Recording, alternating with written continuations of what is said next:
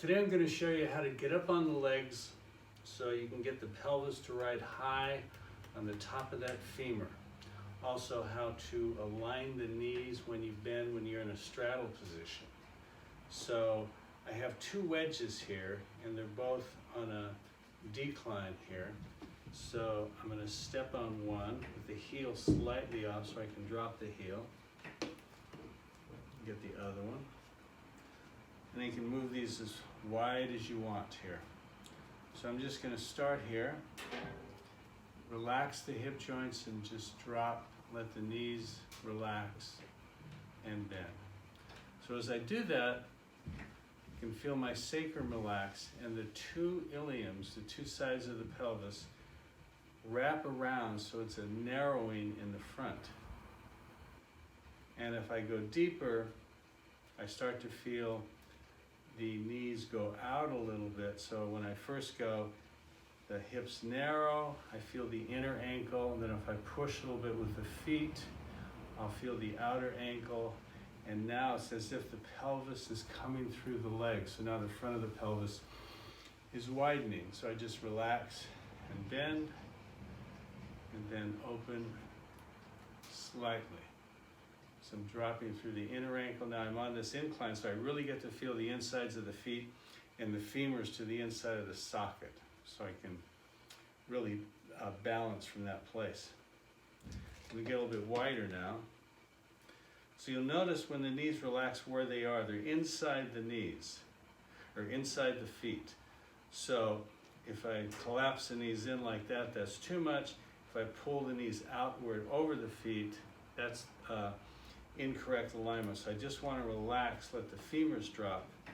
So the knees are aligned, but they're slightly inside the foot. Now the further I go, I relax, the more they're going to be to the midline. So it's more challenging, so you have to take that work through the feet, and the ankles have to adjust. So again, the narrowing of the pelvis, and the further I go, if I keep going, the knees are going to cave in. So the outer edge has to hold of the feet, and the knees come out, and I come up. So I can just relax, open, and come up. Pelvis narrows, and now I feel like I'm going to pull my pelvis through the legs to get tall. And the whole time the sacrum is just down, the pelvis is just on those legs. So I'm getting a lot of length through the thighs. Now I'm going to drop down and then shift side to side. So if I shift enough, I give space for that left leg to straighten back. And I have to get my whole body over this right foot. The good thing about being on this angle is I can't stick the hips out. It'll be obvious I'm misaligning myself if I shift to the side and stick the hips. So you want to move the spine over and the feet to react. Now if I relax this hip joint, I go to the left, I allow this thigh to lengthen. I could even do it through my head. When I reach that right elbow out, get over that foot, translating the spine over that foot. So you can just keep getting as wide. So when you're on these declines, it allows you to go wider than you would if you were just on the floor. Get a little bit wider here, and the same thing. So now it's very challenging. But I'm still shifting my spine through the legs, and the legs are holding. So I'm going to come back here. So I'm just going to stay on the left foot. I'm going to try to stay tall, stay vertical, and slowly walk the right foot out and back down, and then the left foot.